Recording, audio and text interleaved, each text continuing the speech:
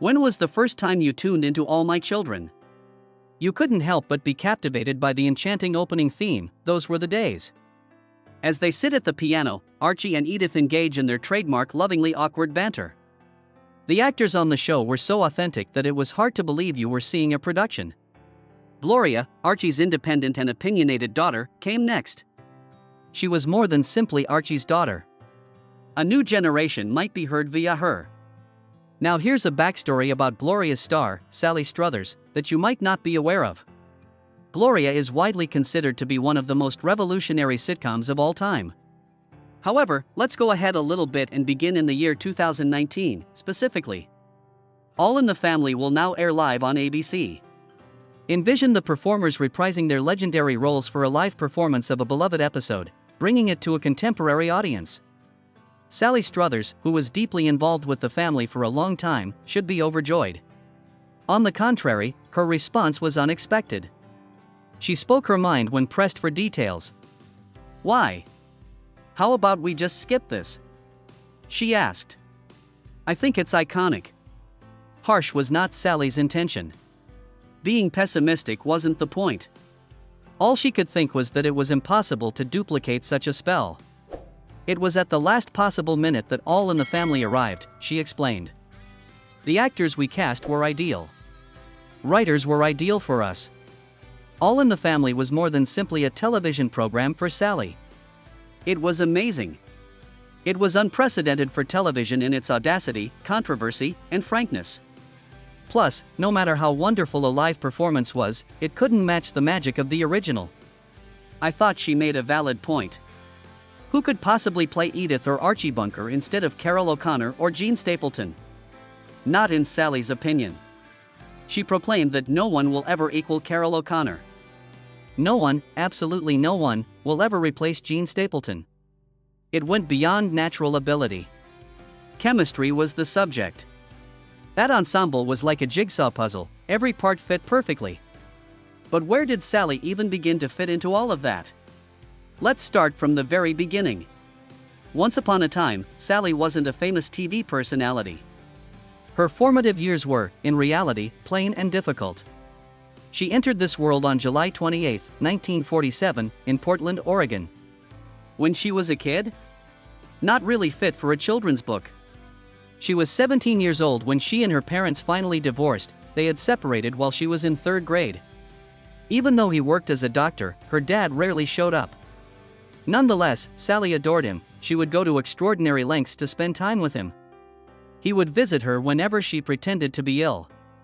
The small role-playing game might have been her very first acting gig, which is quite funny. Sally originally intended to become a doctor like her father. However, she changed directions after realizing that slicing people open wasn't her forte. It was her interest in art that garnered her a full scholarship to art school. However, she eventually came to the realization that art wasn't the best match either. She yearned for a deeper connection. A greater thing. When that happened, she knew it was time to send her application to the Pasadena Playhouse College of Theater Arts. Well, would you believe it? The scholarship helped her get admission. Sally immersed herself in acting at the Pasadena Playhouse. Her character ranged from little children to elderly ladies. In her pursuit of acting greatness, she mastered every skill necessary, including makeup, dancing, and accents. The training didn't make it any easier to break into Hollywood, though. For 3 years after finishing college, she did anything she could to pay the bills. She was multi-talented, having worked her way up the food service industry and even sold popcorn at the movies. She had tried out for countless roles, but nothing had worked out. Some parts were good. Sally got a few of minor parts in 1968. Regrettably, neither film was ever released. A series of unfortunate events followed, capable of dampening the spirits of anyone. She had scheduled an ad to run, but the corporation ultimately decided against it. Unfortunately, she never got to film her scene since the Jonathan Winters show was canceled before she had a chance to play her part.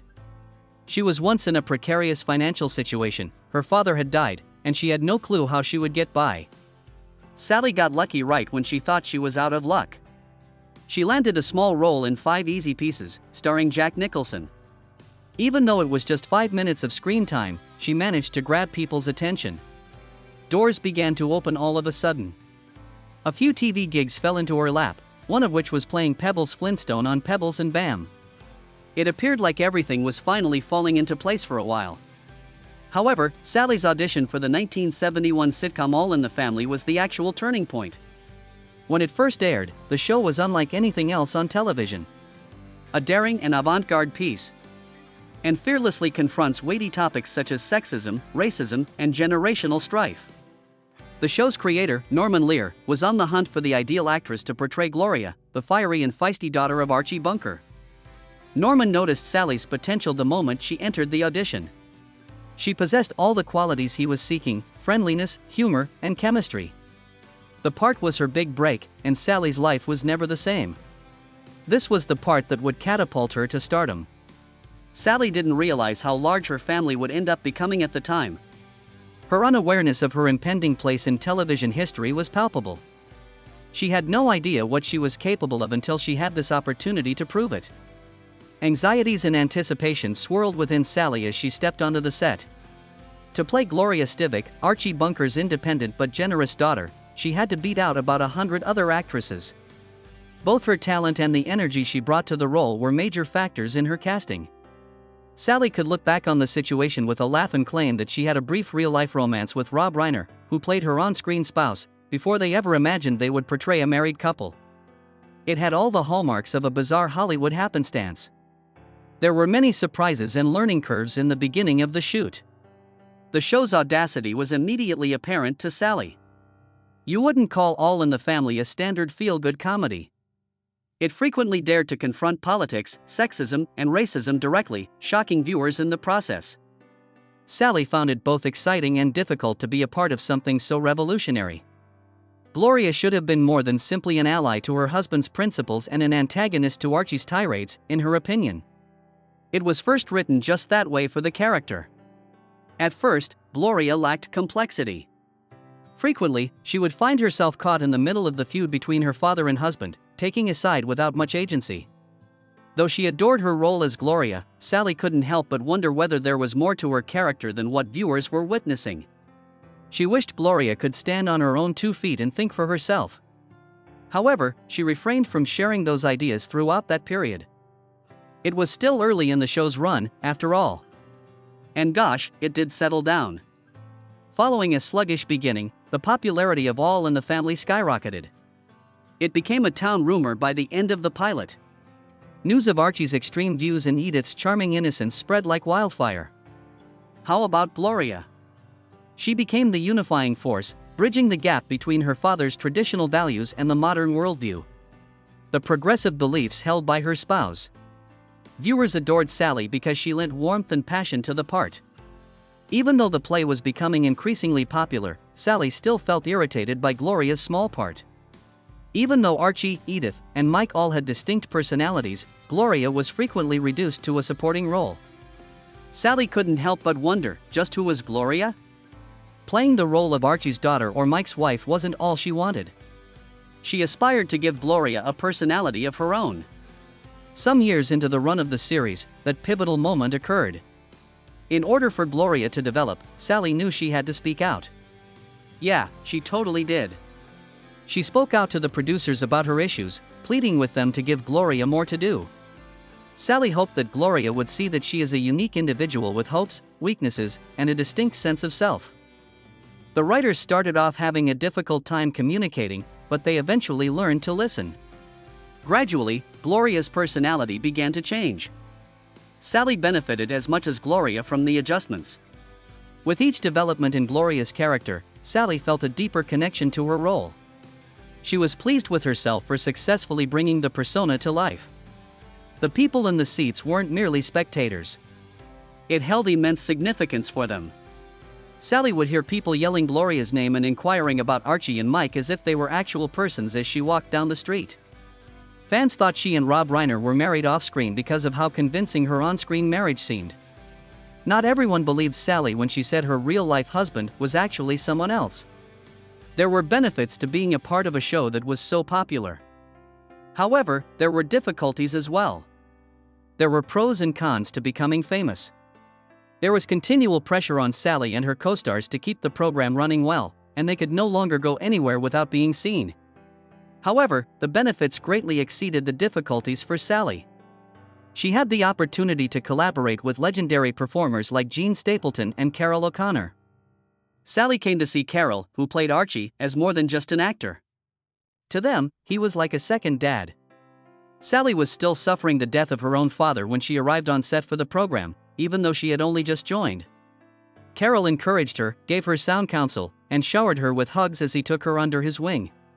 Later on, Sally compared her time spent working with Carroll and his wife Nancy to the arrival of a new family. He went so far as to introduce Sally to her husband, further strengthening their relationship. Sally was likewise deeply affected by Gene Stapleton's portrayal of Edith. Sally looked up to Gene, who exuded poise and strength without making a fuss, both on and off camera. In real life, Gene remained modest and kind, which she found admirable. She brought such depth to Edith's character. Sally frequently cited Gene as the one who taught her the value of nuance in acting, namely, how to convey a great deal through facial expressions and body language. Throughout the years, Sally gained self-assurance in her position and a deeper appreciation for the family's achievements.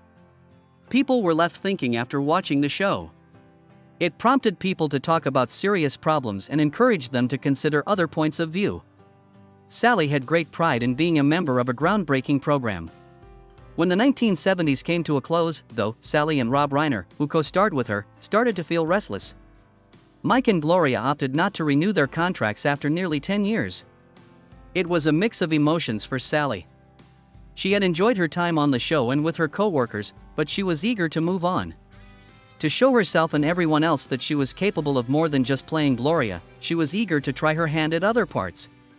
But no one in her family ever truly abandoned her.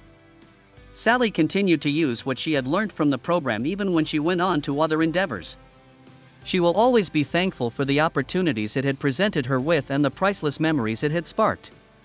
Decades after the program ended, viewers still stopped her on the street, and it hit her how much of an impact the whole family had. A show it was not. That was a moment in the history of television. Actress Sally Field's portrayal of Gloria solidified her place in the hearts of viewers worldwide. Following her departure from All in the Family, Sally eagerly took on a number of parts, eager to demonstrate her acting versatility. The television film Intimate Strangers was her next major break. When it came to network TV, this was an early picture that tackled the topic of domestic violence. It was an opportunity to reveal a new aspect of her talent while also tackling a weighty topic. Beyond acting, there was more to it than that. It was about bringing attention to real-life problems through her platform. Sally never stopped surprising her admirers. She did voice acting in addition to comic and serious roles. Have you ever watched the Pebbles and Bam program? When Sally was a teenager, she lent her voice to Pebbles Flintstone. She went on to demonstrate that her charisma extended beyond live-action roles by lending her voice to characters in Tailspin and Dinosaurs. Her career flourished because she could connect with people in any medium. But Sally wasn't occupied solely with acting. The Christian Children's Fund, now called Child Fund, chose her to represent them. Those touching ads with Sally addressing the audience personally to stress the value of child sponsorship are likely still fresh in your mind. During her long tenure with the group, she raised awareness about the condition of children in poverty on a global scale. Sally saw it as more than simply a job. A calling it was. The opportunity to make a significant impact was something she eagerly seized. She attributed her passion for helping others to her grandma. Sure, Sally had her share of fun in her life. Family and love were also priorities for her. They had a daughter, Samantha, after she wed psychiatrist William Rader in 1977. Sally kept a strong relationship with her daughter and worked hard to balance being a mother and a professional, even though her marriage ended in divorce a few years down the road. Even if it wasn't always easy, Sally approached each position with the same dogged resolve. The hit movie's TV series adaptation, 9 to 5, gave Sally a comeback to the small screen in the 1980s. She used her comedic timing to the workplace comedy in her role as Marcia McMurray Shrimpton. Simultaneously, she made an appearance in the female adaptation of Neil Simon's iconic play, The Odd Couple. Despite the hardship of being away from home for so long on production tour, Sally eagerly accepted the challenge. Acting was more than a profession to her. It was an ardor she couldn't fathom squandering. As the years passed, her passion for performing on stage intensified. Sally established herself as a mainstay in stage plays across. She delighted in interacting with live audiences in her roles as Dolly Levi in Hello Dolly, as 50th Anniversary Tour and as Annie's star. Theatrical performances allowed her to demonstrate her adaptability and brought back the joy of acting for which she had originally been trained. Her career and reputation have been well preserved in the entertainment industry because to her continued appearances in recent years, including Young Frankenstein. Following that, Gilmore Girls had its run. Sally brought her trademark charm and wit to the eccentric village of Stars Hollow in her role as Babette Dell. Her depiction of the quirky, generous next-door neighbor won over viewers of all ages. This part was the first exposure to Sally's work for many younger viewers. And it enriched her already stellar career even further. Every time Sally met a mother or daughter who was a fan of Gilmore Girls, she would hear them reminisce about a special moment from the program. With the 2024 Netflix series, A Man on the Inside, Sally returned to the limelight. In the production, which was a touching drama, she got to portray Virginia, a fearless and energetic resident of a retirement community. Sally felt revitalized by the project as she worked with Ted Danson and an amazing ensemble of seasoned actors. She felt it was a blessing, particularly after the solitary years after her Gilmore Girls stint. It served as a gentle reminder that her charisma and skill were relevant in the modern entertainment industry. Through all the highs and lows of her career, Sally has maintained an attitude of thankfulness and perseverance. Though they brought her popularity, her family also taught her the importance of telling tales that mattered, and she often thinks about how big of an impact they had on her life. Throughout her career, the wisdom she gained from working with Carol O'Connor, Gene Stapleton, and the rest of the ensemble served as a compass. Sally continues to move at a rapid pace. She never stops showing the world her skill, whether it's performing live on stage, filming an episode, or providing her voice to a fictional character. You rust when you relax, her motto is plain and clear. Sally Struthers, meanwhile, is not going anywhere.